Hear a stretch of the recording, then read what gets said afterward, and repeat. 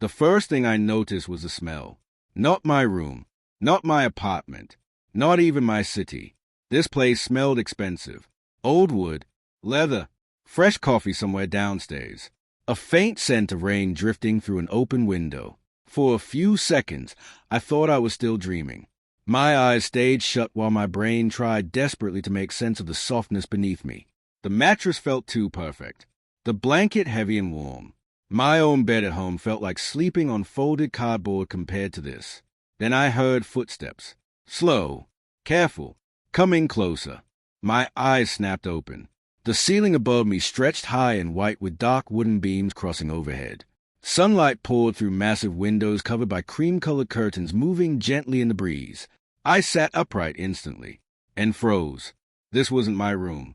Hell, this wasn't even remotely close to my life. The bedroom alone was larger than my entire apartment. A fireplace crackled softly near the far wall. Paintings hung inside golden frames. There was a black grand piano near the window. Fresh flowers sat beside the bed. My chest tightened. What the hell? My voice came out dry and weak. I threw the blanket aside and nearly stumbled backward when I realized I wasn't wearing my own clothes. Someone had changed me.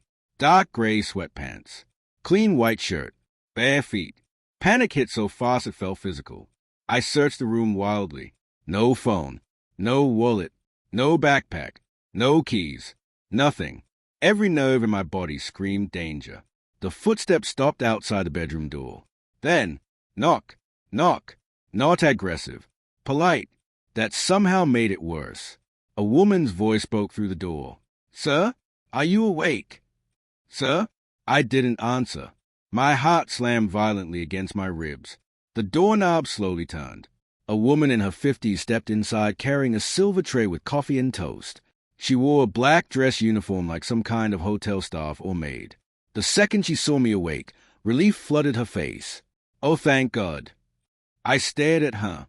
What is this place? She blinked in confusion. "You're home, sir." My stomach dropped. "No," I whispered. "No, it's not." The woman frowned carefully now. "You don't remember." That sentence sent ice through my veins. Remember what? Her face changed instantly. Fear. Not for herself. For me. She slowly set the tray down. "Mr. Holloway," she said softly, "do you know who you are?" My mouth opened. Nothing came out. Because suddenly, I didn't. Fragments hit me like shattered glass. Rain. A highway. Headlights. Someone screaming. Then darkness. My hands started shaking violently. The woman stepped closer carefully. "You were in an accident 3 days ago." 3 days? No. I whispered immediately. "No, that's impossible." Because 3 days ago I had been in my apartment. I remembered it clearly. Didn't I? Cheap takeout containers on the table. My laptop open. Bills scattered everywhere. My landlord threatening eviction again. That was real. That had to be real. The woman kept speaking carefully like she was talking to a wounded animal. The doctors said memory confusion could happen temporarily. Doctors? Accident?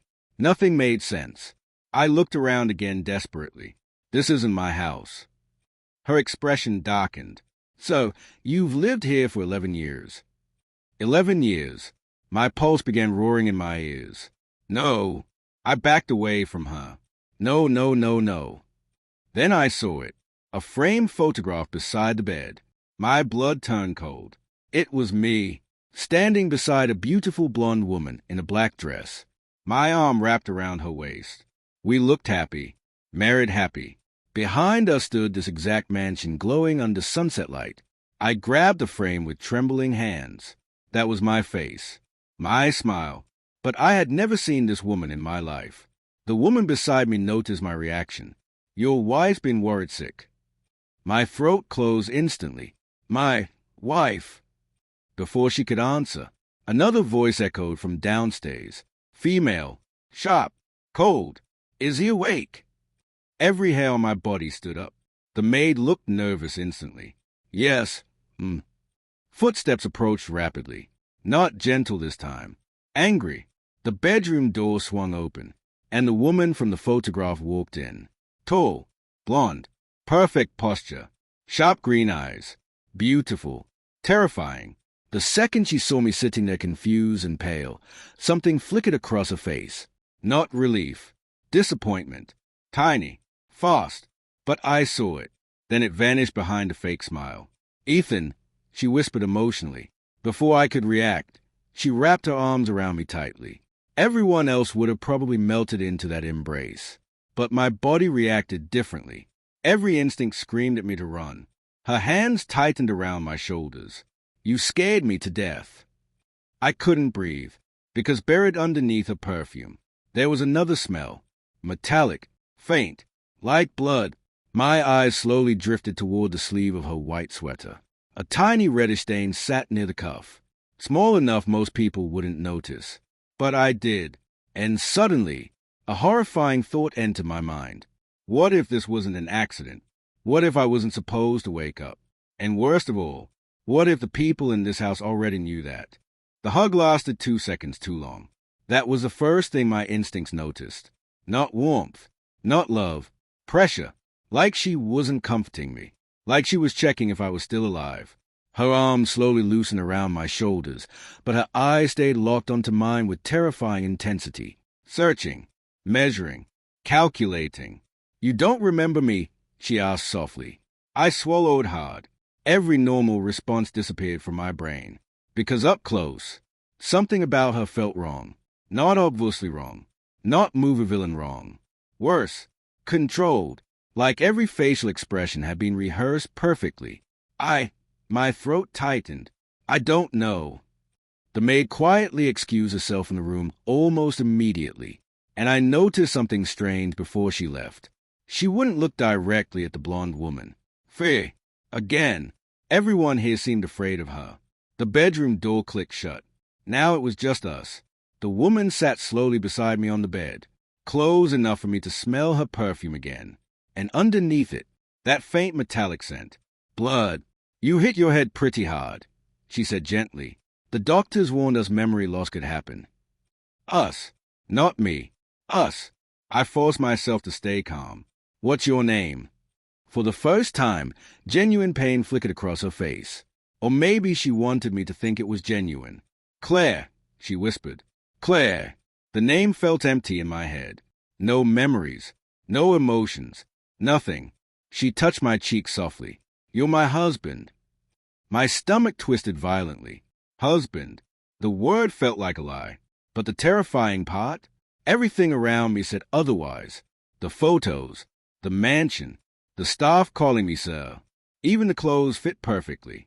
This life belonged to me. So why did it feel stolen? Claire stood and walked toward the window. You've been unconscious for 72 hours. Rain tapped softly against the glass outside now. Dark clouds stretched over endless forests surrounding the property. Property, not house. This place was enormous. How bad was the accident? I asked carefully. Her shoulders stiffened slightly. You drove off the highway. That fragment hit my brain instantly. Rain. Headlights. Screaming. My chest tightened. There was another car. Claire turned around immediately. What? I grabbed my forehead. I remember headlights. For half a second, her expression cracked. Tiny, but real. Fear. Then gone again. The police said you lost control during the storm. Police. I looked up fast. The police came here. Of course they did. Something about her answer felt too fast. Too prepared. I stood up slowly from the bed. Instant dizziness slammed into me. The room tilted violently. Claire rushed forward. Careful. I pulled away instinctively. Her face froze. That hurt her. Or offended her. Maybe both. You don't trust me, she said quietly. I didn't answer. Because honestly, no, not even a little. She walked toward the dresser and picked up a framed newspaper clipping. Then she handed it to me. The headline made my pulse stop. Tech CEO survives deadly crash. Below it, my face. Older, sharper, richer, same eyes, same jaw, same me. My hands trembled reading the article. Ethan Holloway, CEO of Holloway Biodine Industries. Net worth estimated at $340 million. I almost laughed. Not because it was funny, because it was insane. 3 days ago I was worrying about overdue rent and instant noodles. Now apparently I was a millionaire living in a mansion. None of it felt real. Then I saw another name in the article. Claire Holloway, my wife. I stared at the photograph attached to the newspaper. Claire standing beside me smiling at reporters. But her eyes, even in the picture, cold, dead cold. You built everything from nothing, Claire said quietly behind me. You worked for 20 years. 20 years. My head began pounding. Because if this was true, then where had my other memories come from? The apartment, the bills, the eviction notices. They felt real, too real. I remember the smell of cheap ramen in my kitchen, the crack in my ceiling, the sound my broken fan made every night.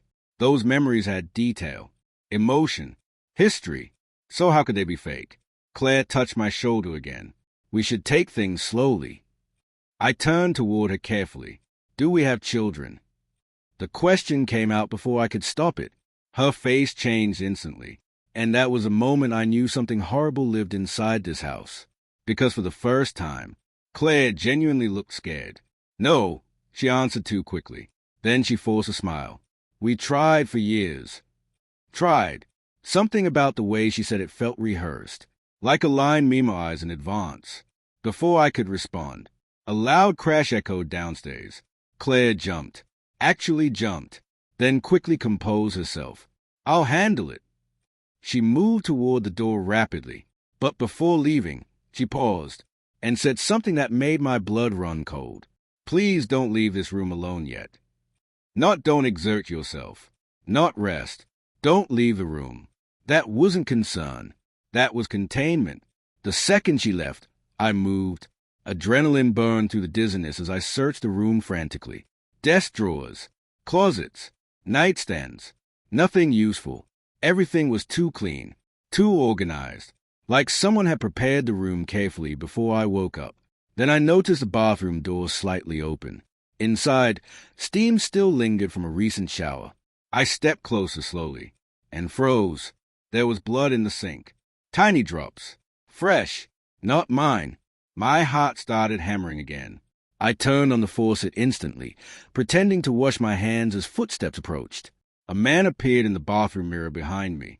Tall, gray-haired, suit perfectly pressed, maybe late 60s. But his eyes, Jesus, those eyes looked like they'd seen people die before. You shouldn't be walking yet, Ethan. I turned slowly. Who are you?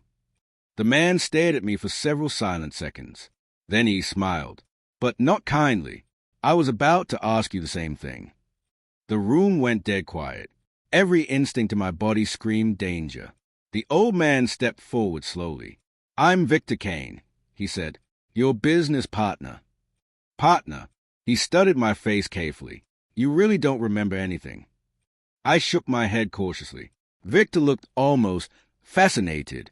Then his eyes drifted toward the blood in the sink. And suddenly his expression darkened. He quickly turned the faucet on harder, washing the blood away before speaking quietly. You need to be careful what questions you ask in this house. Cold fear crawled up my spine. What does that mean? Victor leaned closer, close enough that I could smell whiskey on his breath. Then he whispered, because someone already tried to kill you once. And before I could react, Claire's voice echoed from the hallway. Victor! The old man stepped back instantly. His entire personality changed in 1 second. Polite, calm, controlled. Bathroom's clear, he called casually. Then he looked at me one final time and mouthed silently, Don't trust her, before walking out. I stood there frozen. My reflection stared back at me from the mirror. Except now, I wasn't just confused anymore. Now I was terrified, because somewhere inside this mansion, somebody knew exactly who I really was. And somebody else wanted me dead before I remembered. I didn't sleep that night, not even close. Every sound inside the mansion felt wrong. Floorboards creaking somewhere downstairs, doors opening softly at random hours, whispers through walls thick enough to hide secrets. And every single time footsteps passed outside my bedroom door, they slowed down, like someone was checking if I was still inside. The storm outside grew worse after midnight. Rain hammered the windows while lightning flashed across the forest surrounding the property. Each bright flash illuminated the massive bedroom for half a second before darkness swallowed everything again. I sat in the chair beside the fireplace pretending to rest. But really, I was thinking about Victor, about Claire, about the blood, and about one horrifying question I couldn't stop asking myself. What if my memories weren't missing? What if they had been replaced? The thought sounded insane. But nothing about this situation felt normal anymore. A billionaire wakes up with amnesia, a wife who acts more nervous than relieved, a business partner whispering murder accusations, and somehow, the fake life in my head still felt more real than this mansion. At around 2 in the morning, I finally heard it. A door creaking opened downstairs. Slowly, carefully, I stood immediately. The hallway outside my room was dark except for dim wall lights glowing amber against black wallpaper. Silence. Then, voices. Low, arguing. I moved carefully toward the staircase. Every step made my pulse pound harder. The mansion looked different at night. Less luxurious. More haunted. Portraits stared down from the walls. Long shadows stretched across marble floors. Rainwater slid across massive windows like tears. The voices became clearer near the bottom floor. Claire! Victor! Fighting. You said he wouldn't remember. Claire hissed. I said there was a risk. You told me the procedure worked. Procedure. My stomach dropped instantly. Victor lowered his voice. He survived a head injury. We couldn't predict. You promised me. The rage in her voice felt real now. Raw. Dangerous. I crouched near the staircase carefully, heart hammering. Procedure? What procedure? Victor sighed heavily. We need to stay calm. Calm. Claire whispered furiously. If Ethan remembers what happened, everything is over. Every muscle in my body locked. What happened? Lightning flashed outside. For 1 second I saw them clearly below. Claire standing beside the fireplace gripping a wine glass so tightly her knuckles had turned white. Victor looked exhausted. Old. Afraid. I told you from the beginning, Victor muttered. We should have finished it after the crash. The world stopped. I nearly lost balance on the stairs. Finished it. After the crash. Oh my God. Claire noticed movement upstairs instantly. Her head snapped upward. I ducked back fast, barely breathing. Silence. Long silence. Then footsteps started toward the staircase. Fast. I rushed back down the hallway toward my room, every heartbeat deafening inside my skull. By the time Claire opened the bedroom door, I was already lying in bed pretending to sleep. The room stayed silent for several seconds. Then I felt it. Her watching me. Not lovingly. Not worried. Studying me. Trying to decide something. Finally, she whispered softly, You should have died. My blood turned to ice. But I stayed perfectly still. A few moments later, the door clicked shut. The second her footsteps disappeared, my eyes opened instantly. Adrenaline flooded my body so hard my hands started shaking. They tried to kill me. This wasn't paranoia anymore. I heard it myself. The crash wasn't an accident. And somehow Victor and Claire were involved. But why? Money? Power? Something worse? My eyes drifted toward the rain outside. And suddenly another memory slammed into me. So vivid it physically hurt. A road at night. Rain pouring violently. Me driving fast. Claire beside me screaming. Not scared. Angry. You ruined everything. Then, another voice from the back seat. Male. Weak. Bleeding. Ethan, don't trust. Pain exploded through my skull. I grabbed my head violently as a memory shattered apart before I could hear the rest. Back seat. There had been someone else in the car. Someone injured. Someone who knew something. I stumbled toward the bathroom sink, breathing hard. Cold water splashed against my face. Think. If they wanted me dead, why keep me alive now? Because I forgot something. Something important enough to kill for. My eyes slowly lifted toward the mirror. And that's when I noticed it. A tiny bandage behind my left ear. I froze. Hands trembling. I peeled it back carefully. Underneath sat a thin, fresh surgical scar. Clean. Precise. Not from a car accident. No, this looked intentional. Suddenly Victor's words echoed again. The procedure worked. Procedure. The room spun around me. They did something to my head. My breathing became uneven. What kind of procedure erases memories? And more importantly, what were they trying to make me forget? A soft knock suddenly echoed at the bedroom door. I nearly jumped out of my skin. Then the maid's voice whispered carefully, "So." I opened the door slowly. The older woman stood there pale and nervous. She kept glancing down the hallway before slipping something into my hand. A key. Old-fashioned silver. Her voice trembled. "You need to leave." "What?" Tears filled her eyes suddenly. "They killed him." Every hair on my body stood up. "Who?" She swallowed hard. "Your brother." My heart stopped. "Brother? I had a brother." The maid nodded quickly. "He tried warning you before the crash." Pieces exploded inside my head again. The voice in the back seat. "Male. Bleeding. My brother. Oh, God." The woman grabbed my wrist tightly. "They are hiding something under the house." Under the house. She looked terrified now. "If Mrs. Holloway finds out I told you." Footsteps echoed nearby. The maid immediately backed away. Before leaving, she whispered one final sentence. "The key opens a basement door." Then she vanished into the darkness. I stared at the small silver key in my palm. My pulse thundered louder than the storm outside, because deep down, I already knew whatever waited in that basement was the real reason someone tried to erase my mind. I waited exactly 17 minutes before leaving the room. Not 15, not 20, 17, because paranoia had already started changing the way my brain worked. I counted every sound, every footstep, every door opening somewhere in the mansion, and after Claire's whisper, "You should have died," sleep wasn't even possible anymore. The silver key fell heavy in my pocket as I stepped into the dark hallway. The mansion had gone silent again. Too silent. Lightning flashed outside the tall windows, briefly illuminating endless corridors lined with portraits and statues that looked almost alive in the darkness.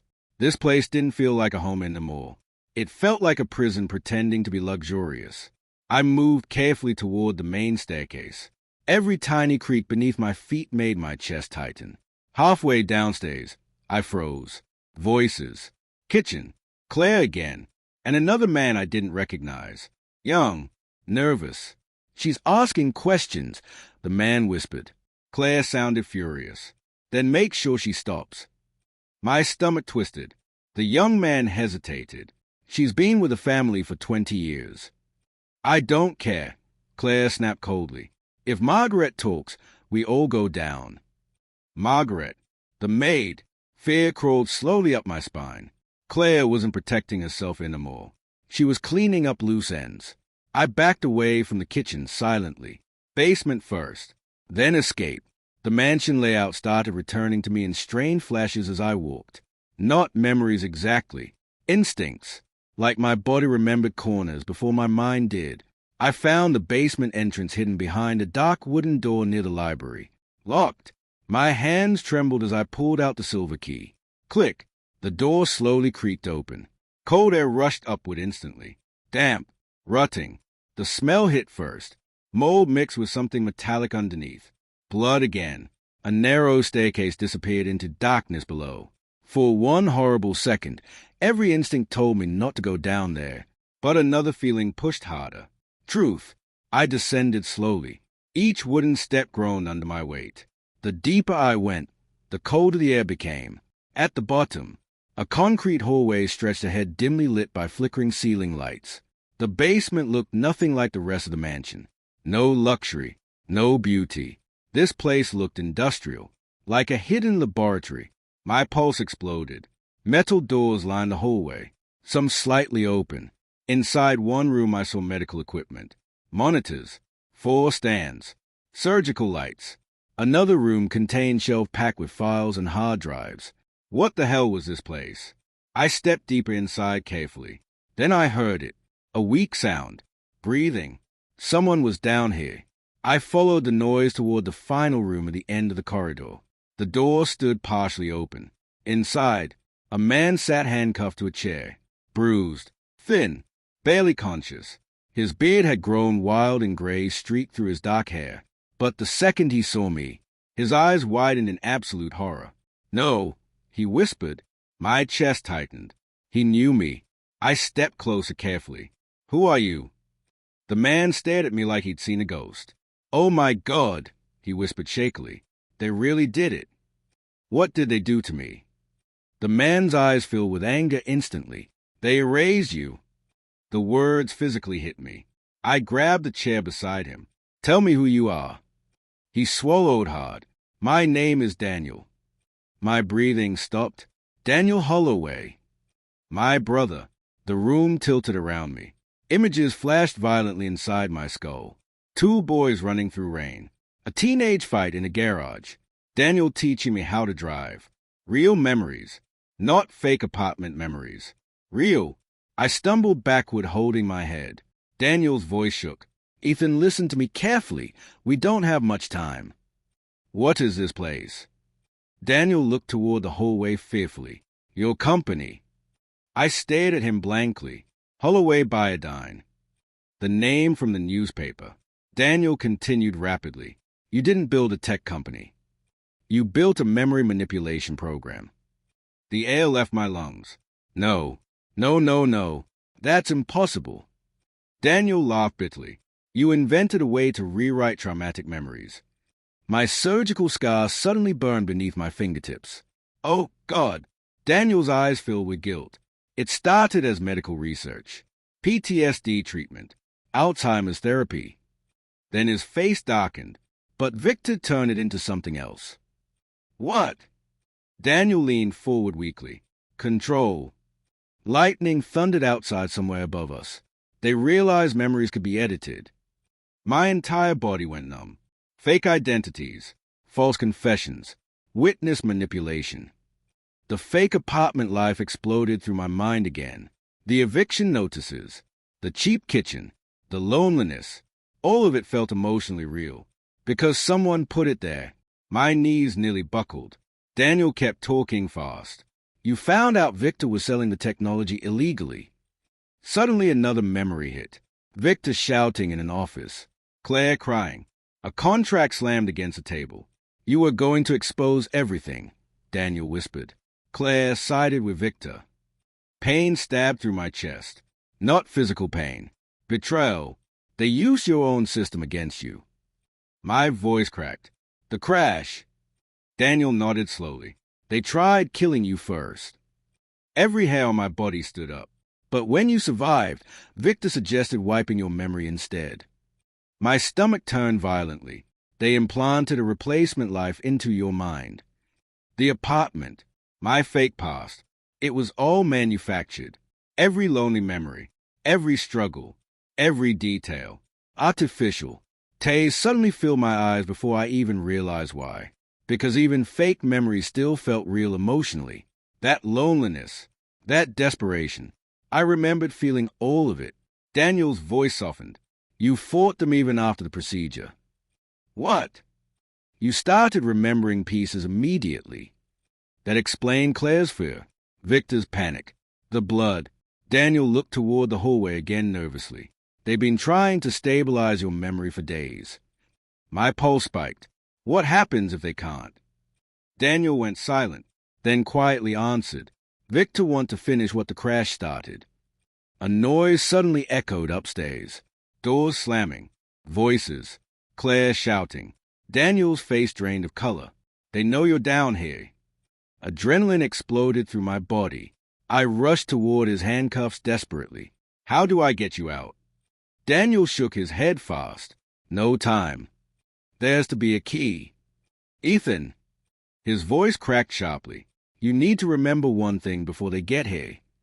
The hallway lights flickered violently. Footsteps thundered above us now. Fast. Multiple people. Daniel stared directly into my eyes and whispered the sentence that shattered what remained of my reality. "You weren't trying to expose a company for justice." I froze. "What?" Daniel's face filled with horror. "You were trying to expose it because you already used the technology on someone else." My blood turned cold. "No."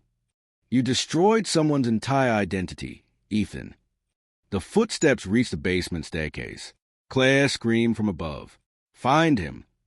Daniel's voice dropped into a terrified whisper. And when you remembered what you did, he swallowed hard. You tried killing yourself. You tried killing yourself. The words shattered something inside me. For a moment, I genuinely forgot how to breathe. The basement blurred around me. Concrete walls. Flickering lights. Daniel chained to the chair. None of it felt real anymore. Because suddenly, I wasn't the victim anymore. I was part of this. Maybe worse than part of it. Maybe I started it. Footsteps thundered down the basement staircase. Claire's voice echoed sharply. Ethan! Daniel grabbed my wrist hard. You need to go. No, I whispered immediately. Tell me what I did. Fear flashed across his face. There's no time. Tell me. The basement door upstairs slammed open violently. More men entered. I heard weapons clicking. Daniel's eyes filled with desperation. She wasn't supposed to disappear. Disappear? My pulse exploded. What woman? Daniel looked horrified he'd said too much. Then, a gunshot exploded somewhere down the hallway. Concrete shattered beside the doorway. Move! A man screamed. Instinct took over instantly. I ducked behind a metal cabinet as more footsteps rushed closer. Claire appeared first, and for the first time since I woke up, her mask completely vanished. No softness, no fake concern, pure rage. You idiot, she screamed at Daniel. What did you tell him? Daniel stayed silent. Claire looked around wildly until her eyes landed on me behind the cabinet. And something terrifying happened. She pointed the gun directly at me without hesitation. Not fear, not sadness, like she'd already accepted killing me. Ethan, she said coldly, come here. I stared at the weapon, my wife, holding a gun at my chest. The world felt unreal. You lied to me, I whispered. Claire laughed bitterly. Lied. She stepped closer slowly. You think you're innocent in all this. Another man entered behind her. Tall, bold, heavy build. Security. Victor followed calmly after them. Holding a glass of whiskey like this was just another business meeting. You shouldn't have come down here, Victor sighed. I looked at him with growing hatred. You erased my mind. Victor shrugged slightly. You begged us to. The sentence hit harder than the gun. No, you were unstable after the incident, Victor continued calmly. Paranoid, suicidal. That's not true. Victor's eyes darkened. You locked yourself in your office for 6 days after she disappeared. She, again, the missing woman. My head started pounding violently. Flashes exploded through my brain. A woman crying. Dark hair, blue eyes. Please don't do this. Pain stabbed behind my eyes so hard I nearly collapsed.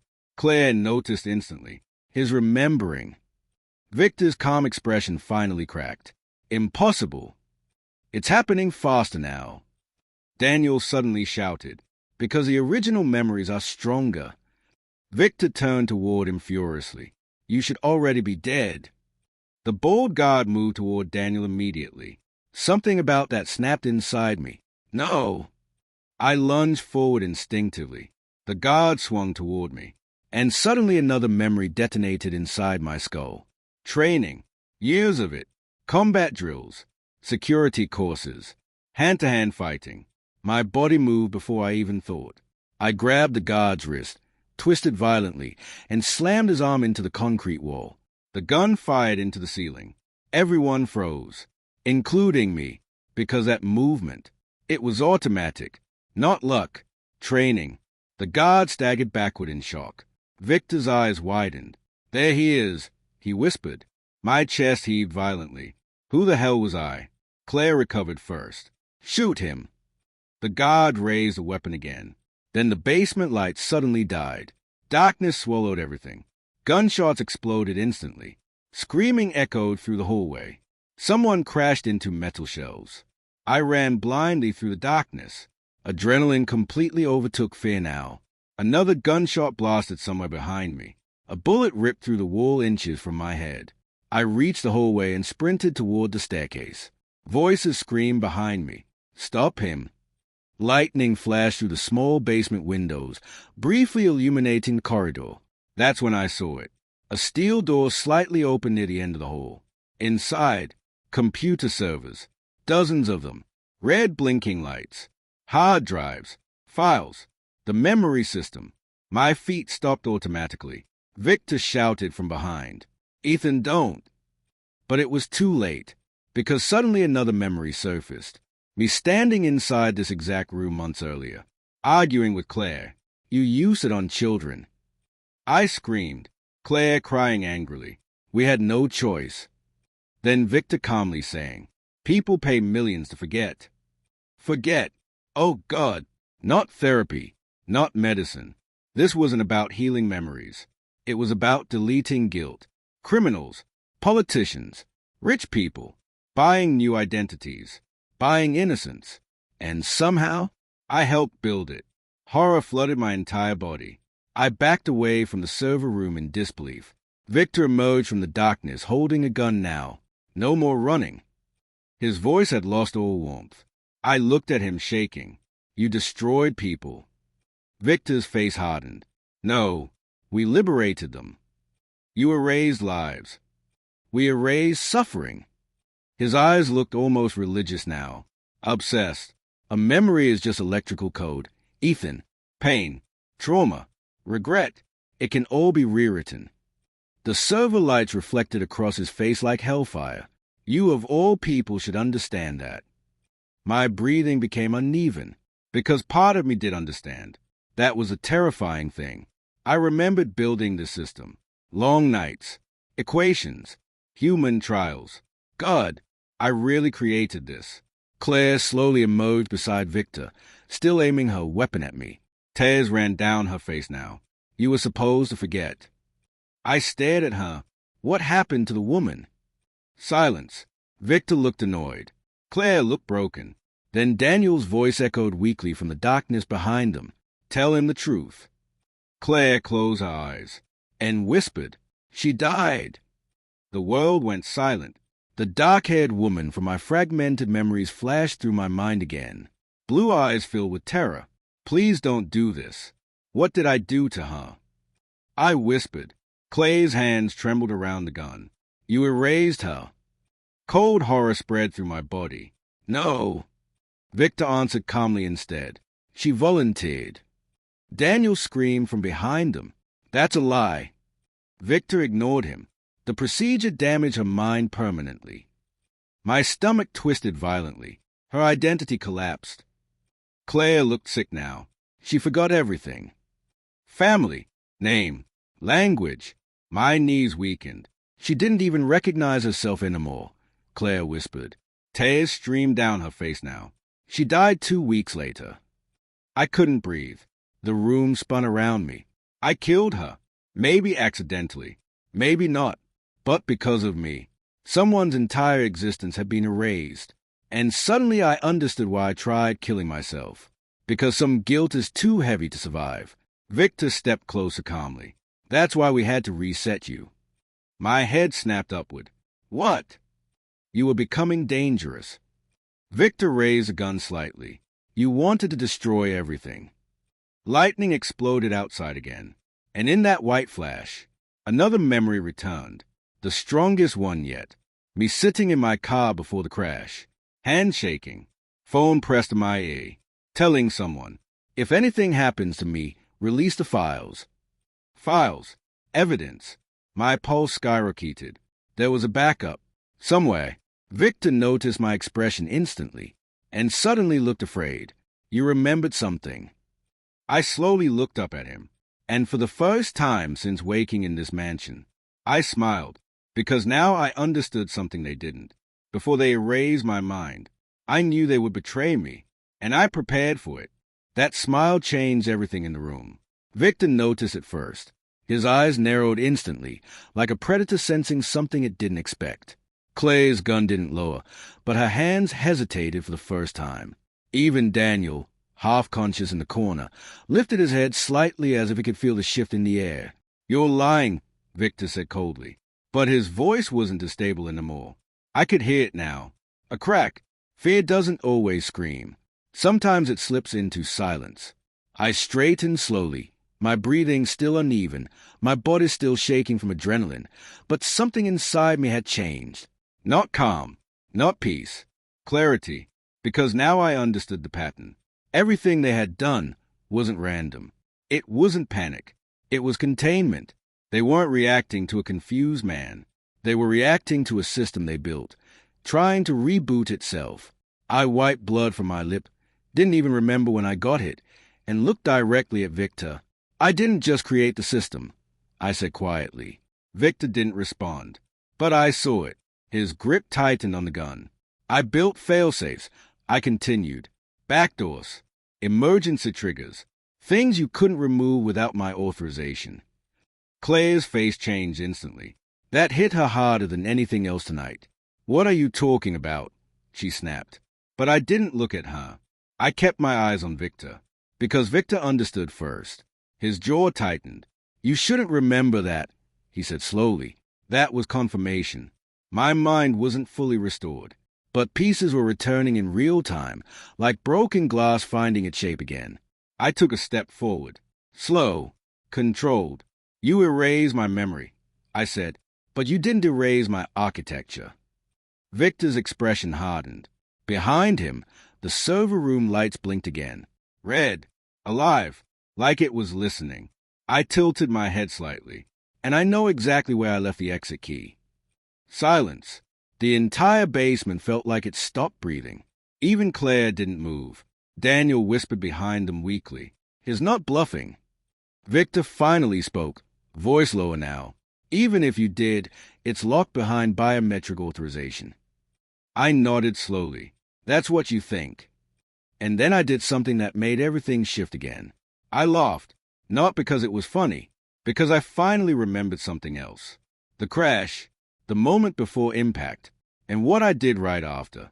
Another memory slammed into me like a hammer.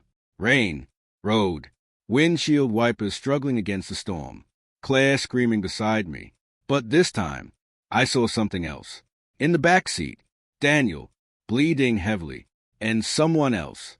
A woman, dark hair, blue eyes. The same woman they said I erased. But this time, she wasn't just a memory fragment. She was holding something. A drive, a black encrypted drive pressed into my hand. You built it right, she whispered in the memory. Her voice trembled. But you were right about them too. The crash followed immediately after. But the last thing I remembered before blackout. I didn't lose everything. I transferred something. A second copy. Hidden. Encrypted. Protected by something only I could trigger under stress conditions. A neurological failsafe embedded inside my own brain. A dead man switch. I blinked back into reality. Claire was staring at me now. Not angry. Not cold. Afraid. Because she saw it too. Something was changing in my eyes. Victor lifted his gun slightly. What did you remember? I looked at him, and for the first time since waking up in that mansion bed, I felt like myself. I didn't just build memory tech, I said softly. I built a prison escape system inside my own mind. Daniel lifted his head weakly. No, he whispered. Victor's face changed instantly. He understood before Claire did, and that understanding turned into panic. Stop him, Victor snapped. Too late, because the moment I remembered the dead man switch, it activated, not in the basement, not physically, inside me. My vision blurred instantly. A sharp pain shot through my skull. But this time, it wasn't confusion. It was access, like a locked door opening inside my consciousness. Data flooded in, not memories, not emotions. Code, blueprints, encrypted pathways, and one single command line glowing at the center of it all. Release authorization, Ethan Holloway. Claire stepped forward. Ethan, what are you doing? But I didn't hear her fully anymore, because the system was talking to me now, not in words, in structure, in logic. Victor realized it immediately. He's triggering the backup, he shouted. He raised the gun. Bang! The shot fired, but I moved without thinking again. My body reacted faster than my thoughts. Not trained instinct this time. Built-in survival protocol. I grabbed Claire's wrist mid-shot and redirected the aim upward. The bullet hit the ceiling again. Chaos exploded instantly. Daniel screamed. Victor rushed forward. But something strange happened in that moment. All the servers behind him began blinking red at once. Synchronizing. Claire struggled in my grip. "Ethan, stop it," she screamed. "You don't know what you're releasing." But I already did. That was the terrifying part. I finally understood why I built it. Because I knew this would happen. I wasn't just protecting myself. I was protecting the truth. Victor lunged at me. I ducked, shoved him into the metal shelf, and the impact sent equipment crashing down. But the real shift wasn't physical. It was digital. Somewhere deep inside the system, a chain reaction had begun. Files unlocking, hidden drives activating, encrypted data packets releasing across secure channels I didn't even fully remember creating. Claire saw the server screen behind Victor flicker violently. "No," she whispered, because now she saw it too. One by one, files labeled.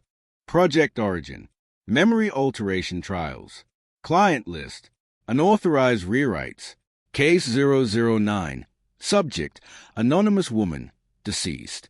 The last file made my chest tighten violently. Claire's face drained of all color. Victor screamed, "Shut it down!" But the system didn't respond to him anymore. It responded to me. I was the trigger, the key, the prison and the escape route. Daniel suddenly shouted from the chair, "Ethan, don't let it fully open." I looked at him. "What happens if it does?" Daniel hesitated, then said quietly, "It exposes everyone." A pause. Then, "Even people who don't deserve it." Claire's voice broke. "You're going to destroy everything." I stared at her. For a second, I saw the girl in the memory, the one who died, the one I erased, and I understood why Claire hated me. Because she wasn't just protecting Victor. She was protecting the world from what I built, from what I did. But then something else surfaced. The truth I hadn't fully accepted yet. Victor stepped forward again, bleeding from his arm. "You think you're doing the right thing," he said sharply, "but you don't understand the consequences." I looked at him calmly. "I understand one thing," I said. He stopped. I continued. "You didn't stop me because I was dangerous." A pause. "You stopped me because I refused to sell it." Silence. That hit differently. Even Claire froze. Victor's expression darkened. "That's not true." But I could see it now. Fragments aligning. Arguments. Contracts. Meetings. People offering billions. Me refusing. Me saying no. Because I saw what it could become. And they didn't like that version of me. So they changed me. I turned toward Claire. "You didn't just lose your husband," I said quietly. "You helped erase the only version of him that wouldn't become what he is now." Her eyes filled with tears instantly. "No," she whispered. But I could see it. She knew I was right. Because Claire in my memories wasn't just a wife. She was a collaborator, a believer, someone who thought control could fix chaos. The system beeped loudly. Final stage, release in 90 seconds. Victor panicked. "Kill him," he shouted. The guard rushed again. But Daniel suddenly shouted, "Ethan, the failsafe only works if you finish it." I froze. "What?"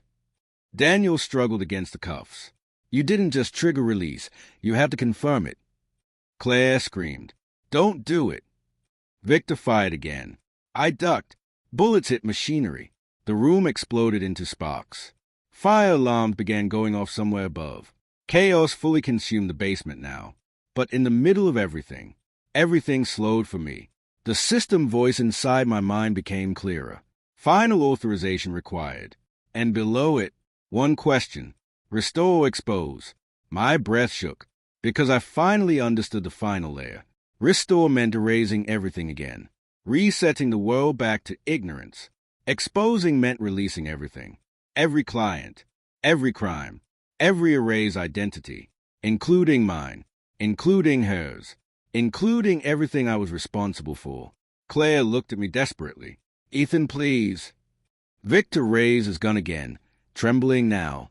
Daniel shouted, "You don't get to run from it anymore." And in that moment, I made my choice. Not as a victim, not as a weapon, but as a man who built it all. I whispered, "Expose!" The system confirmed instantly, release initiated, and everything went white. The white wasn't light. It was silence, a total, crushing silence that swallowed sound, space, and thought all at once. For a few seconds, maybe longer, I didn't know where I was. No basement, no mansion, no screams, just emptiness. Then reality slammed back into me violently. A blinding alarm blared overhead. Red emergency lights flickered across every surface. The basement was chaos. Sparks rained from broken equipment. Smoke poured from server racks. Monitors exploded one after another as if something inside them had been forcibly ripped apart. And then, the world outside started changing. Not metaphorically, physically. The server screens I had activated were no longer just local. They were connected, broadcasting. Victor stood frozen in the middle of it all. His gun lowered slightly now, as if his brain couldn't process what was happening fast enough. "No," he whispered. "No, no, no." Claire was staring at the nearest monitor. Her face had gone completely pale. Daniel, still chained, was laughing weakly through pain. "It's happening," he whispered. "It's actually happening." I stood in the center of it all, breathing hard, trying to stay upright as the system inside my mind continued executing. Data unlock, 12%. Global sync, active. Memory network, breached. "What did you do?" Claire whispered, her voice breaking. But I wasn't looking at her, because something else was happening now. Something I didn't expect. The system wasn't just releasing files.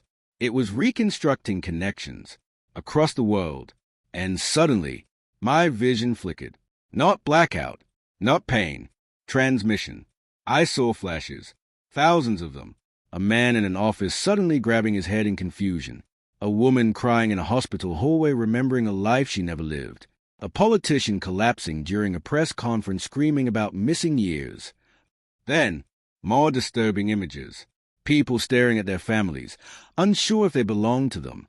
Employees looking at bosses they suddenly remembered betraying. Entire identities collapsing in real time. The system wasn't just exposing crimes. It was restoring suppressed truths. And truth was not gentle. Victor fell to his knees. "This will destroy everything," he said quietly. I finally looked at him. "No," I said. My voice felt different now. Stronger, clearer. "It will restore everything." Claire stepped toward me, shaking. "You don't understand what you've done," she said desperately. I did understand now, more than ever. This wasn't just about me. It never was. It was about a system that turned human memory into currency. And I had just broken the market. Daniel suddenly shouted from the chair, "Ethan, look at the secondary feed." I toned. One of the monitors still flickering showed something terrifying. A secure network map. Hundreds of nodes labeled across countries. Client servers. Private memory vaults. Black market rewrite hubs. And one final expanding red circle. Global memory leak in progress. Claire dropped the gun. For the first time, she looked like she didn't know what to do. Not anger, not control, just fear. "I didn't want it to become this," she whispered. I stared at her. "You helped build it," I said quietly. Tears filled her eyes. "I thought it would be controlled," she said. "Used for therapy, trauma victims, people who needed help." Victor laughed weakly from the floor. "That's what we all told ourselves." A loud explosion echoed above us. Dust rained from the ceiling. The mansion itself was reacting now. Systems overloaded, security shutting down, power grids collapsing. Daniel looked at me seriously. "You need to leave," he said. I frowned. "What?" "This place is going to burn with the system," he continued. "Victor built containment protocols. If it fails, everything here gets wiped." Claire looked up sharply. "Victor?" Victor didn't answer, because he already knew. He slowly reached into his coat and pulled out a small device. Detonator. My blood turned cold. "You built a kill switch," I said. Victor nodded slowly. "If I can't control it," he said quietly, "no one gets to keep it." Claire stepped back instantly. You're insane. Victor looked at me directly. You were the one who taught me that control is everything. Silence fell again. The system countdown inside my head continued. Release complete, 41%. Global sync, 63%. Containment collapse, imminent. Daniel suddenly shouted, Ethan, he's going to destroy the server core. I turned toward Victor instantly. He was already standing. Finger on the trigger. Claire screamed, Stop. But Victor wasn't listening anymore. This world doesn't deserve this truth, he said calmly. I moved without thinking, not toward him, toward the servers, because suddenly I realized something. If Victor triggered the explosion, everything stops, truth included. I couldn't let that happen. Not after everything. I grabbed a metal rod from the broken equipment and threw it into the central server rack. Sparks erupted violently. Victor fired. The bullet missed me and hit the wall. Claire tackled Victor instantly. They fell to the ground, struggling. Daniel screamed, Ethan, the core, it's overheating. I turned back to the server system. Red alerts everywhere. The system was collapsing under its own release pressure. If it fully crashed now, everything would corrupt. Half-truths, broken identities, millions of fragmented minds. I rushed to the main console, hands shaking violently. The interface was still partially responsive. And then I saw it. One final command. Stabilize release stream. But it required authorization. Not just mine. Both keys. Ethan Holloway and Claire Holloway. I froze. Claire was still struggling with Victor. Their eyes met mine for a split second. She understood immediately. No, she whispered. I looked at her. This was the final choice. Destroy everything, or stabilize it. Claire's voice broke. If we stabilize it, there's no going back. Victor laughed from the floor. There's no going back either way. Daniel shouted, Ethan, do it. The system timer dropped. Release failure in 60 seconds. I stepped forward. Claire slowly stopped struggling. Her breathing was shaking. You will destroy me, she whispered. I shook my head slightly. I already lost you once, I said quietly. I'm not losing the truth again. Silence. Claire closed her eyes, then nodded. Barely. Then do it right. She pressed her hand against the console authentication pad. I did the same. System accepted. Victor screamed, No! But it was too late. The system locked into stabilization mode, and everything changed again. The red alarms turned blue. The collapsing data streams began restructuring instead of breaking. Instead of destruction, order returned. But not the old order. Something new. Something raw. Something real. Outside the mansion, in the world I could no longer fully see. Millions of suppressed memories began resurfacing at once. And inside me, one final truth emerged. Not about what I was, not about what I did, but about what I had become after forgetting it all. I wasn't just Ethan Holloway. I was the man who built the ability to rewrite humanity, and then chose to break it. The basement lights dimmed slowly. Victor was on the floor, defeated. Claire stood still, staring at me like she didn't recognize me anymore. Daniel whispered softly, It's done. But I didn't feel finished, because I knew something was still coming. The system wasn't the end. It was only the beginning of what the world would do with it now. And somewhere in the distance, as the mansion finally began to collapse around us, sirens started to echo through the forest. Real ones, approaching fast. And for the first time, I wasn't sure if I had just saved the world or destroyed it. The sirens didn't stop coming closer. They grew louder, sharper, more real with every passing second. Red and blue light started bleeding through the basement windows, painting the collapsing mansion in unstable flashes of color. The system had stabilized, but the world outside had already reacted, and now there was no undoing it. Claire stood motionless beside the console, her hand still resting on it like she couldn't decide whether to let go of the past or hold on to it a second longer. Victor was on his knees, defeated, not physically destroyed, but mentally hollow, like the fight had finally drained out of him. Daniel leaned back in his chair, breathing heavily, eyes half closed. And I just stood there, not moving, not speaking, because for the first time since waking up in that strange bed, there was nothing left to run toward. The mansion above us groaned loudly. Wood cracked, glass shattered somewhere distant. Fire alarms mixed with structural collapse as the place began to fall apart under its own hidden weight. Everything they built was collapsing with the truth exposed. Claire finally spoke, her voice almost lost in the noise. "Do you feel it?" she asked softly. I looked at her. "What?" She swallowed. "The world changing." I didn't answer immediately, because I did feel it. Not physically, but somewhere deeper. Like something massive had shifted beyond this basement, beyond this house, beyond even us. The system wasn't just leaking memories. It was rewriting reality through truth. Every hidden deal, every erased identity, every false forgetfulness, it was all surfacing at once. And people were remembering. Across cities, across countries, lies built on lies were cracking open in real time.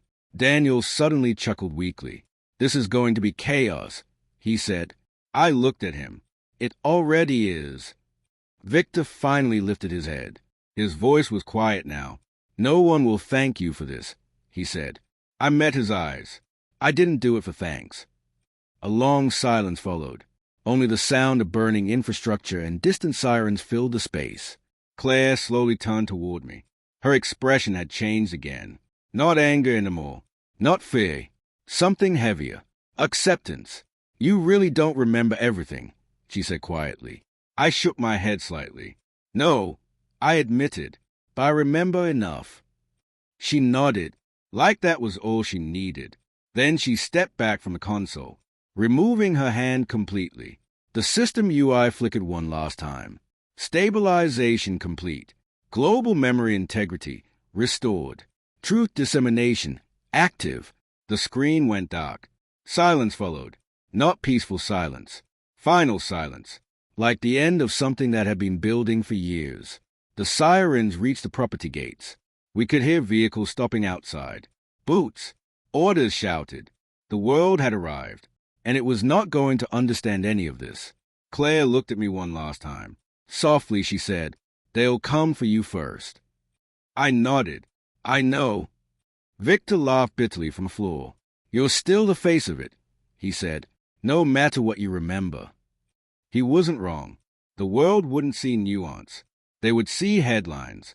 Ethan Holloway, billionaire, inventor, manipulator, destroyer, hero, monster, victim, all at once. Daniel stood slowly, wincing. "What now?" he asked. I looked at the broken monitors, at the collapsing system, at the truth spilling into the world. Then I answered honestly, "I face it." Claire stepped closer again. "Ethan." I looked at her. For a moment, I saw something in her eyes that wasn't manipulation or fear. Regret.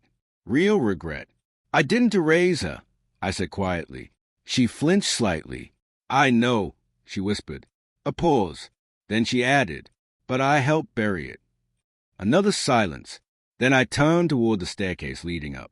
The sirens were right outside now, flooding the property, bright lights cutting through smoke and destruction. This was the moment everything changed. Not just for me, but for everyone connected to what we built. I took one step toward the stairs, then stopped, not because I was afraid, but because something inside me finally settled. The confusion was gone. The false life was gone. The lies were gone. All that remained was consequence. I looked back once, at Claire, at Victor, at Daniel, at the ruins of the system I helped create.